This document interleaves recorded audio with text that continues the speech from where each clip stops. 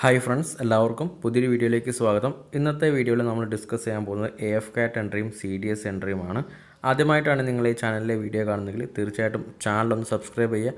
Army, navy, air force, coast guard തുടങ്ങിയ സേനകളിലേക്ക് ജോലി ആഗ്രഹിക്കുന്ന നിങ്ങളുടെ ഫ്രണ്ട്സിനും ഈ ഒരു ചാനലിലെ വീഡിയോ ഷെയർ ചെയ്ത് കൊടുക്കുക.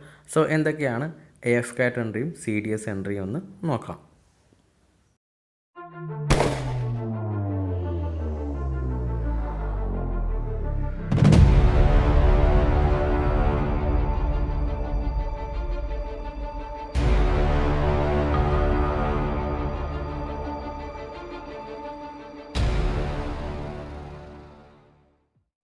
AF-CAT എക്സാം എയർഫോഴ്സിലേക്ക് മാത്രമുള്ള ഓഫീസർ എൻട്രി എക്സാമാണ്. പക്ഷേ CDS ആർമിയിലേക്കും നേവിയിലേക്കും എയർഫോഴ്സിലേക്കും ഒരുമിച്ച് നടത്തുന്ന ഓഫീസർ എൻട്രി എക്സാമാണ്. ഈ രണ്ട് പരീക്ഷയ്ക്കും ഗ്രാജുവേറ്റ് ആയിരിക്കണം, അല്ലെങ്കിൽ അപ്ലൈ ചെയ്യുന്നവർ അവസാന വർഷ ഗ്രാജുവേറ്റ് സ്റ്റുഡൻ്റ് ആയിരിക്കണം. ഇനി സയൻസ് എടുത്തവർക്കും ഹ്യൂമാനിറ്റീസ് എടുത്തവർക്കും കൊമേഴ്സ് എടുത്തവർക്കും ഈ രണ്ട് എക്സാമിനും അപ്ലൈ ചെയ്യാൻ പറ്റുന്നതാണ്. ആർമിയും നേവിയും സ്വന്തമായിട്ട് ഓഫീസർ എൻട്രി എക്സാമുകൾ നടത്താറുണ്ട്. പക്ഷേ ഏറ്റവും കൂടുതൽ കാൻഡിഡേറ്റ് അപ്ലൈ ചെയ്യുന്നത് AF-CATും CDSും ആണ്. അതിനുള്ള കാരണം ഈ വീഡിയോയുടെ അവസാനം ഞാൻ ഉൾപ്പെടുത്തുന്നതായിരിക്കും. സോ നിങ്ങൾ ഈ വീഡിയോ മുഴുവനായിട്ട് കണ്ടതിന് ശേഷം മാത്രം സംശയങ്ങൾ ചോദിക്കുക, സംശയങ്ങൾ കമൻറ്റ് ബോക്സിൽ രേഖപ്പെടുത്താം, അല്ലെങ്കിൽ എൻ്റെ ഇൻസ്റ്റാഗ്രാം ലിങ്ക് ഞാൻ ഡിസ്ക്രിപ്ഷനിൽ കൊടുക്കാം. എന്തൊക്കെയാണ് AF-CATും CDSും തമ്മിലുള്ള വ്യത്യാസങ്ങളെന്ന് നോക്കാം. നമ്മൾ ഫസ്റ്റ് നോക്കുന്നത് AF-CAT ആണ്, അഥവാ എയർഫോഴ്സ് കോമൺ അഡ്മിഷൻ ടെസ്റ്റ്. ഈ ഒരു എക്സാം എയർഫോഴ്സ് നേരിട്ടാണ് നടത്താറുള്ളത്. വർഷത്തിൽ 2 പ്രാവശ്യം എയർഫോഴ്സ് കോമൺ അഡ്മിഷൻ ടെസ്റ്റ് നടത്താറുണ്ട്. ഇനി ഈ ഒരു എക്സാമിൽ വരുന്ന പോസ്റ്റുകൾ ഫ്ലൈയിങ് ബ്രാഞ്ച് വരാറുണ്ട്, ദെൻ ഗ്രൗണ്ട് ഡ്യൂട്ടിയും വരാറുണ്ട്. ഈ ഒരു ഗ്രൗണ്ട് ഡ്യൂട്ടീസിൽ ടെക്നിക്കലും നോൺ ടെക്നിക്കൽ എൻട്രീസും വരും. മെയിൽസിനും ഫീമെയിൽസിനും AF-CAT എക്സാമിന് അപ്ലൈ ചെയ്യാം. ദെൻ ഇനി ഈ ഒരു റിക്രൂട്ട്മെൻറ്റ് എക്സാം നടക്കുന്നത് ഓൺലൈനായിട്ടാണ്. ആദ്യം അത് ഓഫ്ലൈൻ ആയിട്ടായിരുന്നു. ഈ എക്സാമിന് ശേഷം വരുന്നത് SSB ഇൻ്റർവ്യൂ ആണ്. അപ്പം SSB ഇൻ്റർവ്യൂ സാധാരണ നടക്കാറുള്ളത് ഡെറാഡൂൺ, വാരണാസി, ഗാന്ധിനഗർ, ദെൻ മൈസൂർ. ഇനി ഈ ഒരു എക്സാമിൻ്റെ അപ്ലിക്കേഷൻ ഫീ എല്ലാവർക്കും കോമൺ ആണ്, 250 രൂപ. ഇനി ഈ ഒരു എക്സാമിൻ്റെ ഏജ് ലിമിറ്റ് നോക്കാം. ഫ്ലൈയിങ് ബ്രാഞ്ചസിന് 20 മുതൽ 24 വയസ്സ് വരെയുള്ളവർക്ക് അപ്ലൈ ചെയ്യാം. ദെൻ ഗ്രൗണ്ട് ഡ്യൂട്ടിക്ക് വരുന്നത് 20 മുതൽ 26 വയസ്സ് വരെയുള്ളവർക്കാണ് അപ്ലൈ ചെയ്യാൻ പറ്റുന്നത്. ഇനി അപ്ലൈ ചെയ്യുന്ന എല്ലാവരും അൺമാരീഡ് ആയിരിക്കണം.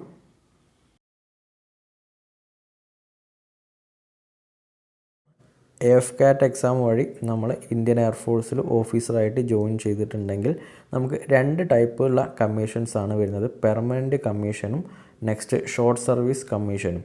പെർമനൻറ്റ് കമ്മീഷൻ ഫോർ മെൻ, പുരുഷന്മാർക്ക് പെർമനൻറ്റ് കമ്മീഷനുണ്ട്, ഷോർട്ട് സർവീസ് കമ്മീഷനുണ്ട്. അപ്പോൾ പെർമനൻറ്റ് കമ്മീഷനിൽ ഒരു ഓഫീസറായിട്ട് ഇന്ത്യൻ എയർഫോഴ്സിൽ ജോയിൻ ചെയ്തിട്ടുണ്ടെങ്കിൽ നമ്മളുടെ മാക്സിമം റിട്ടയർമെൻറ്റ് ഏജ് ആവുന്ന, ഇന്ത്യ ഗവൺമെൻറ് പറയുന്ന റിട്ടയർമെൻറ്റ് ഏജ് ആവുന്നവരെ എയർഫോഴ്സിൽ ജോലി ചെയ്യാം. നെക്സ്റ്റ് ഷോർട്ട് സർവീസ് കമ്മീഷനാണ് SSC. സോ SSCയിൽ വരുന്നത് ഫ്ലൈയിങ് ബ്രാഞ്ചാണ്. അതിൽ മാക്സിമം സർവീസ് വരുന്നത് 14 വർഷമാണ്. നെക്സ്റ്റ് ഗ്രൗണ്ട് ഡ്യൂട്ടി ടെക്നിക്കലും നോൺ ടെക്നിക്കലും SSCയിൽ ഓഫീസറായിട്ട് ജോയിൻ ചെയ്യുന്ന ഒരാൾക്ക് 10 വർഷമാണ് ഇനീഷ്യലായിട്ട് സർവീസ് ലഭിക്കുന്നത്. പിന്നെ 4 വർഷം കൂടെ എക്സ്റ്റെൻഡ് ചെയ്യാം. അപ്പോൾ ഇത്രയാണ് ഇതിൻ്റെ ടൈപ്പ് ഓഫ് കമ്മീഷൻസ്. പെർമനൻറ്റ് കമ്മീഷനും ഷോർട്ട് സർവീസ് കമ്മീഷനും.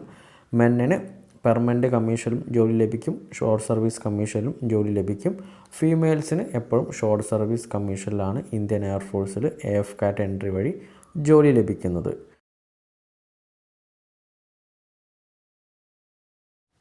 AF-CAT എക്സാമിൽ 3 എൻട്രീസ് വരാറുണ്ട്. ഫസ്റ്റത്തത് AF-CAT എൻട്രി. AF-CAT എൻട്രിയിലെ ബ്രാഞ്ചസ് ഫ്ലൈയിങ്, ഗ്രൗണ്ട് ഡ്യൂട്ടി ടെക്നിക്കലും ദെൻ ഗ്രൗണ്ട് ഡ്യൂട്ടി നോൺ ടെക്നിക്കലുമാണ്. ഫ്ലൈയിങ് ബ്രാഞ്ചിൽ ഷോർട്ട് സർവീസ് കമ്മീഷനാണ് വരാറുള്ളത്. അതിൽ മെന്നിനും വിമണിനും അപ്ലൈ ചെയ്യാം. നെക്സ്റ്റ് ഗ്രൗണ്ട് ഡ്യൂട്ടി ടെക്നിക്കലാണ്. അതിൽ വരുന്ന branches aeronautical engineer, electronics and aeronautical engineer, mechanical. ഇനി ഇതിൽ പെർമനൻറ്റ് കമ്മീഷനും ഷോർട്ട് സർവീസ് കമ്മീഷനും വരും. അതിൽ മെന്നിന് പെർമനൻറ്റ് കമ്മീഷനിലും അപ്ലൈ ചെയ്യാം, ഷോർട്ട് സർവീസ് കമ്മീഷനിലും അപ്ലൈ ചെയ്യാം. വിമൻസിന് ഷോർട്ട് സർവീസ് കമ്മീഷൻ മാത്രമേ ഉള്ളൂ. നെക്സ്റ്റ് ഗ്രൗണ്ട് ഡ്യൂട്ടി നോൺ ടെക്നിക്കലാണ്. അതിൽ വരുന്നത് അഡ്മിനിസ്ട്രേഷൻ ആൻഡ് എഡ്യൂക്കേഷൻ ആണ്. മെന്നിന് ഷോർട്ട് സർവീസ് കമ്മീഷനും ഉണ്ട്, അതിൽ പെർമനൻറ്റ് കമ്മീഷനും ഉണ്ട്. വിമണിന് ഷോർട്ട് സർവീസ് കമ്മീഷൻ മാത്രമേ ഉള്ളൂ. AFCAT എക്സാമിലെ നെക്സ്റ്റ് എൻട്രിയാണ് NCC സ്പെഷ്യൽ എൻട്രി. അതിൽ വരുന്ന ബ്രാഞ്ച് ഫ്ലൈയിങ് ആണ്. മെന്നിന് പെർമനൻറ്റ് കമ്മീഷനിലും ഷോർട്ട് സർവീസ് കമ്മീഷനിലും അപ്ലൈ ചെയ്യാം. വിമൻസിന് ഷോർട്ട് സർവീസ് കമ്മീഷൻ മാത്രമേ ഉള്ളൂ. നെക്സ്റ്റ് മെറ്ററോളജി എൻട്രിയാണ്. അത് ഗ്രൗണ്ട് ഡ്യൂട്ടിയിൽ വരുന്നതാണ്, നോൺ ടെക്നിക്കൽ. അതിലും മെന്നിനും പെർമനൻറ്റ് കമ്മീഷനിലും ഷോർട്ട് സർവീസ് കമ്മീഷനിലും അപ്ലൈ ചെയ്യാം. ഫീമെയിൽസിന് ഷോർട്ട് സർവീസ് കമ്മീഷനിൽ മാത്രമാണ് അപ്ലൈ ചെയ്യാൻ പറ്റുന്നത്.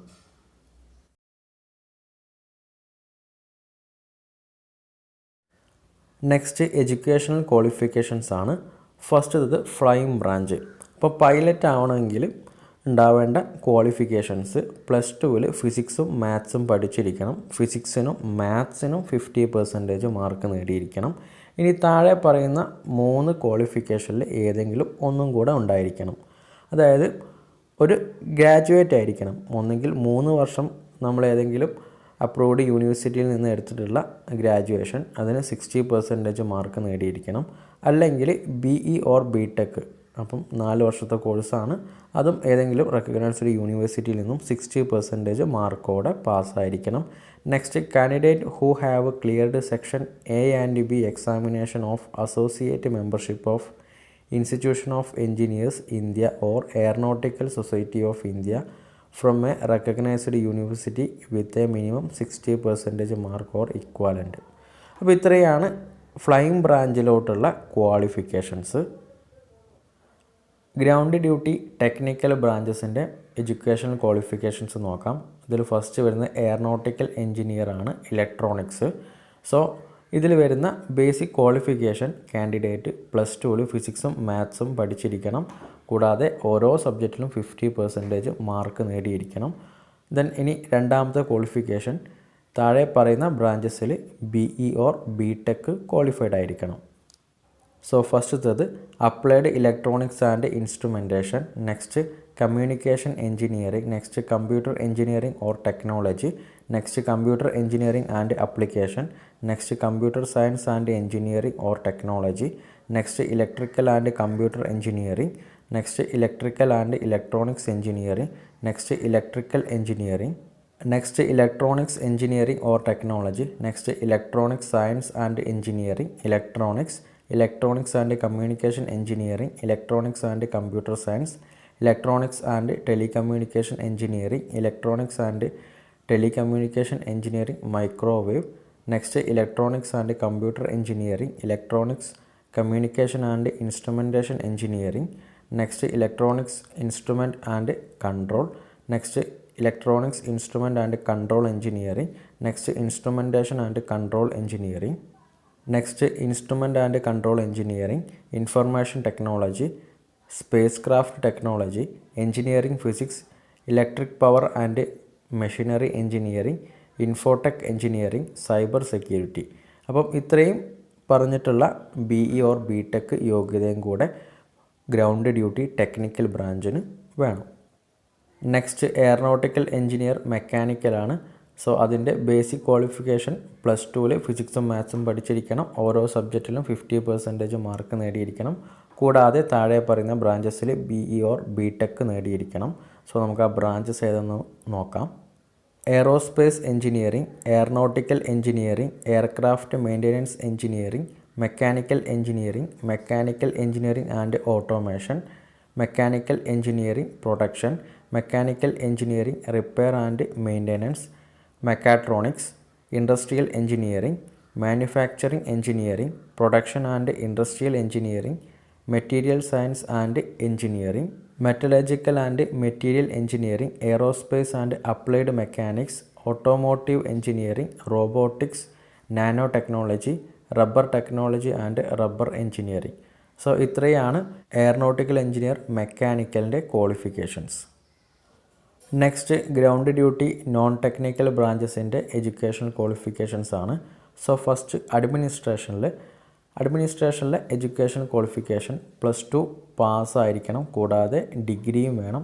ഏതെങ്കിലും ഒരു സബ്ജക്റ്റിൽ ഡിഗ്രി ആയാൽ മതി. അതിൻ്റെ പെർസെൻറ്റേജും പറയുന്നുണ്ട്. 60% മാർക്കും കൂടെ നേടിയിരിക്കണം. നെക്സ്റ്റ് എഡ്യൂക്കേഷൻ ബ്രാഞ്ചിലോട്ട് അപ്ലൈ ചെയ്യണമെങ്കിൽ +2 പാസ്സായിരിക്കണം. കൂടാതെ പോസ്റ്റ് ഗ്രാജുവേറ്റും കൂടെ ആയിരിക്കണം. 50% PGക്കും 60% ഡിഗ്രിക്കും നേടിയിരിക്കണം.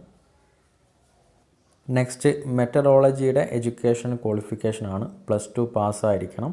കൂടാതെ PGയും കൂടെ വേണം. PG പറയുന്ന സബ്ജക്റ്റ് ഒന്നെങ്കിൽ science stream, mathematics, statistics, geography, computer application, environmental science, applied physics, oceanography, meteorology, agricultural meteorology, ecology and environment, geophysics, environmental biology. ഇതിന് മിനിമം 50% മാർക്ക് നേടണം. കൂടാതെ ഡിഗ്രി ലെവലിൽ ഫിസിക്സും മാത്തമാറ്റിക്സും പഠിച്ചിരിക്കണം. അതിന് 50% മാർക്ക് ഓരോ സബ്ജക്റ്റും, അതായത് ഫിസിക്സിന് 50% മാർക്കും മാത്സിന് 50% മാർക്കും ഡിഗ്രിയിൽ നേടിയിരിക്കണം. അപ്പോൾ ഇത്രയാണ് AFCAT എക്സാമിലെ എൻട്രീസിൻ്റെ educational qualifications.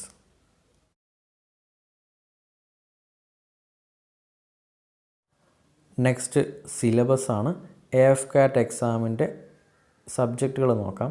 General awareness, verbal ability in English, numerical ability and reasoning. Next military aptitude test. അപ്പോൾ ഇത്രയാണ് എക്സാമിന് വരുന്നത്. ഡ്യൂറേഷൻ 2 മണിക്കൂറാണ്. 100 question, maximum mark 300 then technical എൻട്രീസിന് ഈ ഒരു എക്സാമും കൂടെ ഉണ്ടാകും. Mechanical, computer science and electrical and electronics subject വെച്ചിട്ട് 45 മിനിറ്റിൻ്റെ എക്സാം ഉണ്ടാവും. 50 ക്വസ്റ്റ്യൻസ്, മാക്സിമം മാർക്ക് 150. സോ ഇത്രയും കാര്യങ്ങളാണ് എയർഫോഴ്സ് കോമൺ അഡ്മിഷൻ ടെസ്റ്റ് അഥവാ AFCATൻ്റെ കാര്യങ്ങൾ. AFCATൽ മെയിൽസിന് പെർമനൻറ്റ് കമ്മീഷനുണ്ട്, ഷോർട്ട് സർവീസ് കമ്മീഷനുണ്ട്. ഫീമെയിൽസിന് ഷോർട്ട് സർവീസ് കമ്മീഷൻ മാത്രമേ ഉള്ളൂ. സോ ഇനി CDSലെ കാര്യങ്ങൾ എന്തൊക്കെയാണെന്ന് നോക്കാം. നെക്സ്റ്റ് CDS ആണ്, combined defence services exam. So ഈ ഒരു CDS എക്സാം കണ്ടക്ട് ചെയ്യുന്നത് UPSC ആണ്. മെയിൽസിനും ഫീമെയിൽസിനും ഈ ഒരു എക്സാമിന് അപ്ലൈ ചെയ്യാം. ഇതിൽ വരുന്ന department Indian air force, Indian navy, Indian army, ഈ ഒരു 3 സേനകളിലേക്കുള്ള റിക്രൂട്ട്മെൻറ്റാണ്.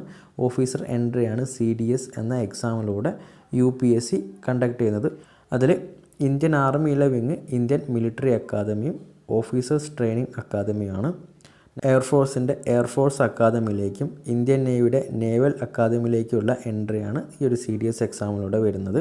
അതിൽ IMA, then air force academy, naval academy എന്നിവയിലേക്ക് മെയിൽസിന് മാത്രമേ അപ്ലൈ ചെയ്യാൻ പറ്റത്തുള്ളൂ. ഓഫീസേഴ്സ് ട്രെയിനിങ് അക്കാദമി, അതിലേക്ക് മെയിൽസിനും ഫീമെയിൽസിനും അപ്ലൈ ചെയ്യാം. ഈ ഒരു റിക്രൂട്ട്മെൻറ്റ് നടക്കുന്നത് ട്വൈസ് ഇൻ എ ഇയർ ആണ്. ഒരു വർഷത്തിൽ 2 പ്രാവശ്യം CDS എക്സാം വിളിക്കും. സോ ഇനി അതിൻ്റെ ഏജസ് എങ്ങനെയാണെന്ന് നോക്കാം. ഇന്ത്യൻ മിലിറ്ററി അക്കാദമിയിലേക്ക് 19 മുതൽ 24 വയസ്സ് വരെയാണുള്ളത്. എയർഫോഴ്സ് അക്കാദമിയിലേക്ക് 19 മുതൽ 24 വയസ്സ്, നേവൽ അക്കാദമിയിലേക്കും 19 മുതൽ 24 വയസ്സ്, ഓഫീസേഴ്സ് ട്രെയിനിങ് അക്കാദമിയിലേക്ക് 19 മുതൽ 25 വയസ്സ് വരെയുള്ളവർക്കും അപ്ലൈ ചെയ്യാം. ഇനി ഇതിൻ്റെ എഡ്യൂക്കേഷണൽ ക്വാളിഫിക്കേഷൻസ് നോക്കാം.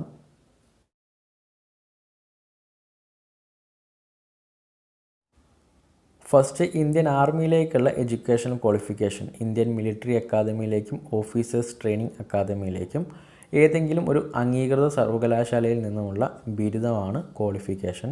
നെക്സ്റ്റ് ഇന്ത്യൻ നേവൽ അക്കാദമിയിലേക്കുള്ള ക്വാളിഫിക്കേഷൻ എൻജിനീയറിംഗ് ഡിഗ്രിയാണ്.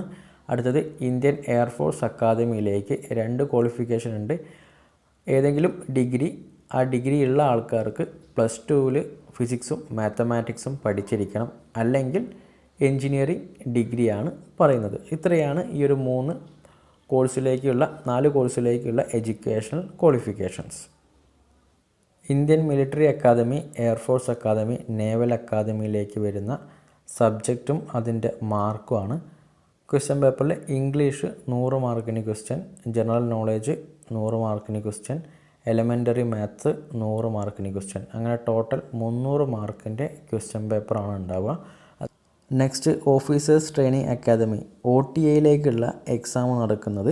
ഇംഗ്ലീഷ് 100 മാർക്കിന് ക്വസ്റ്റ്യൻ ഉണ്ടാകും, ജനറൽ നോളജ് 100 മാർക്കിന് ക്വസ്റ്റ്യൻ ഉണ്ടാകും. അങ്ങനെ ടോട്ടൽ 200 മാർക്കിനാണ് ക്വസ്റ്റ്യൻ ഉണ്ടാവുക. സോ ഇവർക്ക് OTA എക്സാം എഴുതുന്നവർക്ക് എലമെൻ്ററി മാത്തമാറ്റിക്സ് ഉണ്ടാവില്ല. CDS എക്സാമിൻ്റെ സമയക്രമം 6 മണിക്കൂറാണ്. അതിൽ ഫസ്റ്റ് സെഷൻ ഇംഗ്ലീഷ് പേപ്പർ ആയിരിക്കും 9 മണി മുതൽ 11 മണി വരെ. രണ്ടാമത്തെ സെഷനിൽ GK ആയിരിക്കും 12 മണി മുതൽ 2 മണി വരെ. മൂന്നാമത്തെ സെഷനിൽ എലമെൻ്ററി മാത്തമാറ്റിക്സ് 3 മണി മുതൽ 5 മണി വരെ. ഇതിൽ OTA മാത്രം അപ്ലൈ ചെയ്തവർക്ക് ഈ ഒരു മൂന്നാമത്തെ സെഷൻ ഉണ്ടായിരിക്കില്ല. എലമെൻ്ററി മാത്തമാറ്റിക്സ് ഇന്ത്യൻ മിലിറ്ററി അക്കാദമിയിലേക്കും ഇന്ത്യൻ എയർഫോഴ്സ് അക്കാദമിയിലേക്കും ഇന്ത്യൻ നേവൽ അക്കാദമിയിലേക്കും അപ്ലൈ ചെയ്തവർക്ക് മാത്രമായിരിക്കും ഈ ഒരു എലമെൻ്ററി മാത്തമാറ്റിക്സ് പേപ്പർ ഉണ്ടാവുന്നത്. OTA അപ്ലൈ ചെയ്തവർക്ക് എലമെൻ്ററി മാത്തമാറ്റിക്സ് പേപ്പർ ഉണ്ടാവത്തില്ല. AFCAT എക്സാമിനെ കുറിച്ചും CDS എക്സാമിനെ കുറിച്ചും ഏകദേശം ഒരു ധാരണ നിങ്ങൾക്ക് കിട്ടിയെന്ന് കരുതുന്നുണ്ട്. എയർഫോഴ്സ് AFCAT എക്സാം നേരിട്ട് നടത്തുന്ന പോലെ തന്നെ ഇന്ത്യൻ ആർമിയും ഇന്ത്യൻ നേവിയും ഓഫീസർ എൻട്രി എക്സാമുകൾ നേരിട്ട് നടത്താറുണ്ട്. പക്ഷേ അതിൽ അപ്ലിക്കൻസ് കുറവാകാനുള്ള കാരണം ഇന്ത്യൻ ആർമിയും ഇന്ത്യൻ നേവിയും നടത്തുന്ന ഓഫീസർ എൻട്രി എക്സാമുകളെല്ലാം ടെക്നിക്കൽ എൻട്രി എക്സാമുകളാണ് കൂടുതലുള്ളത്. അതുകൊണ്ടാണ് അതിൽ അപ്ലിക്കൻസ് കുറവാകുന്നത്. സോ ഈ ഒരു വീഡിയോ നിങ്ങൾക്ക് ഇഷ്ടമായിട്ടുണ്ടെങ്കിൽ തീർച്ചയായിട്ടും വീഡിയോ ലൈക്ക് ചെയ്യണം, നിങ്ങളുടെ ഫ്രണ്ട്സിനും ഷെയർ ചെയ്ത് കൊടുക്കണം. അടുത്ത വീഡിയോയുമായിട്ട് വീണ്ടും കാണുന്നവരേക്കും ജയ് ഹിന്ദ്.